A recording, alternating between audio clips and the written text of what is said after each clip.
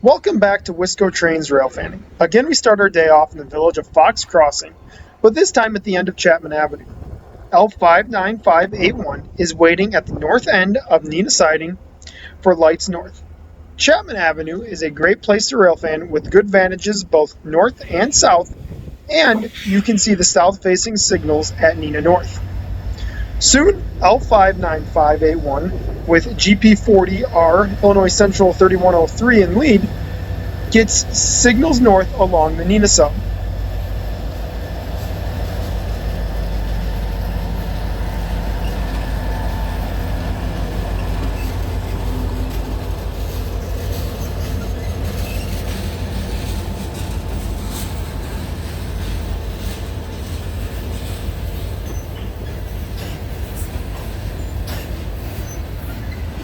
Appropriately, because we are along the right-of-way of both former Wisconsin Central railroads, a WC boxcar holds up the rear of the local.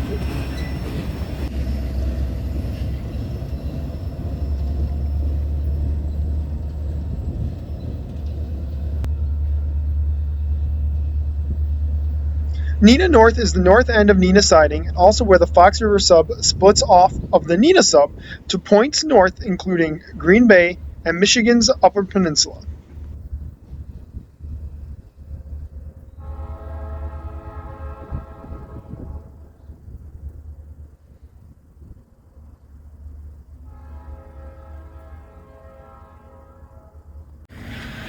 After the appetizer for local, we move just south of Chapman Avenue to the Lake Street crossing in Neenah for our main entree of today's video.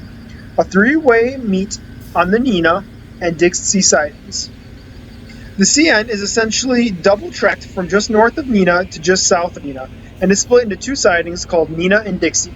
The three-way meet will occur between these two sidings.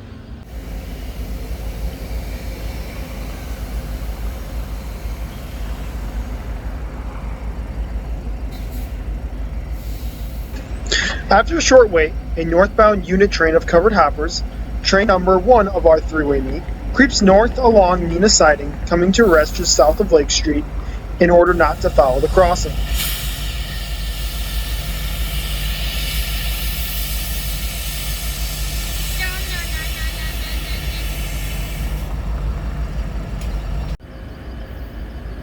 Soon came the southbound component and train 2 of the three-way meet, a unit potash train.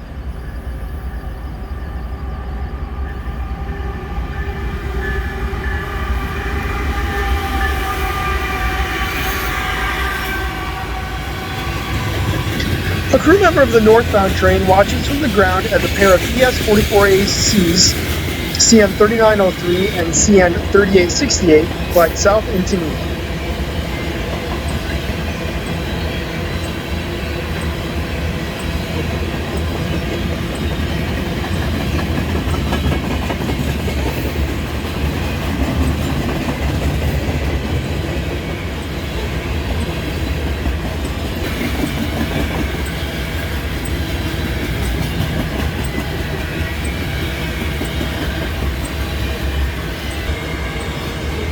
These potash loads originated in Canada and are likely headed to Illinois, Indiana, or Iowa to help the breadbasket of America produce food for the nation and abroad.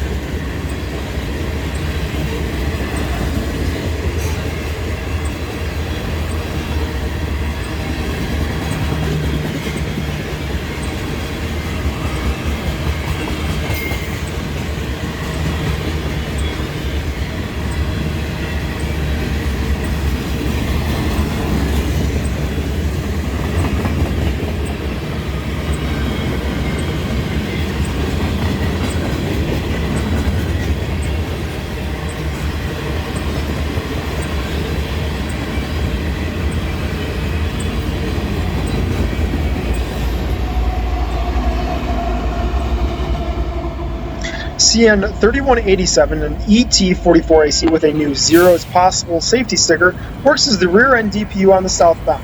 This would be the only DPU we saw that day. Then it was the northbound train's turn on the main. An SD70M-2 and a worn-out-looking ES44DC lugged the train north towards its climb onto the Fox River Valley. The locomotive numbers were CN8873 and CN2230, respectively.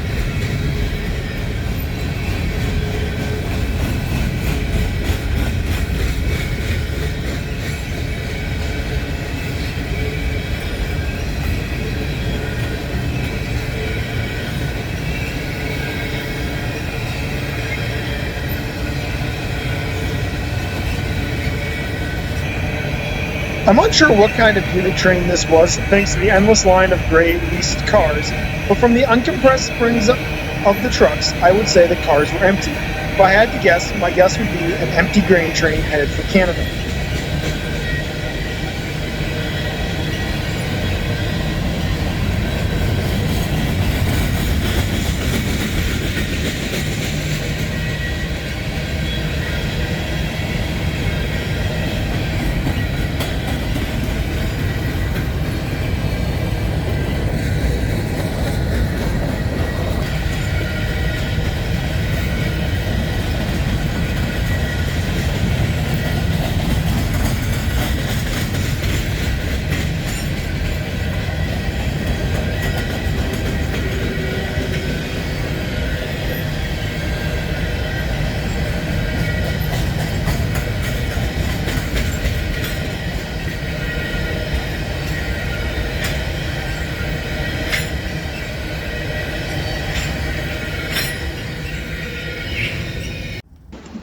Next, we headed to Campo Road in Neenah for part 3 of the throughway meet, a northbound intermodal train that was departing Dixie Siding after waiting for the previously seen potash train.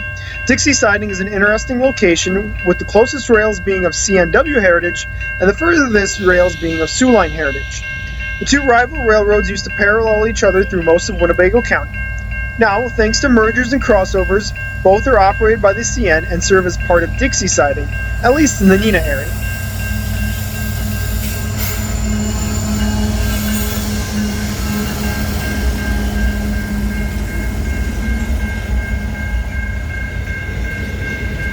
CN 3074 and ET 44AC and CN 2920 and ES 44AC serve as the power on this Q train. Q is the letter designation used by the CN for its intermodal train.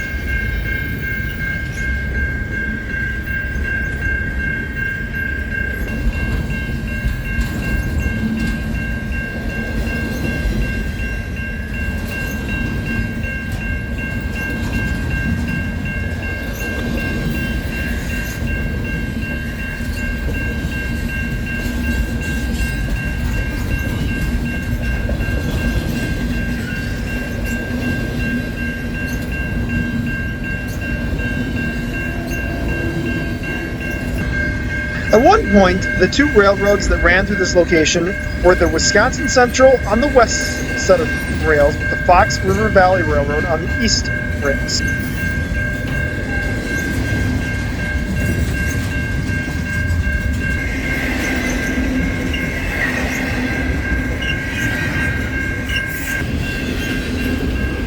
Just to the north and over the low hill is the Neenah Foundry. Next time you walk past a sewer grate or manhole cover, give it a check.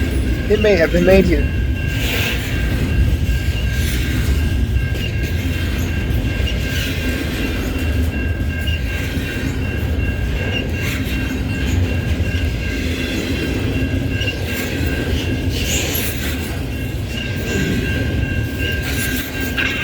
Though I don't fall into the mindset that all intermodal trains are boring and there's no need to railfan them, I can understand that the loads are very similar. But here we got a treat: containers on flats.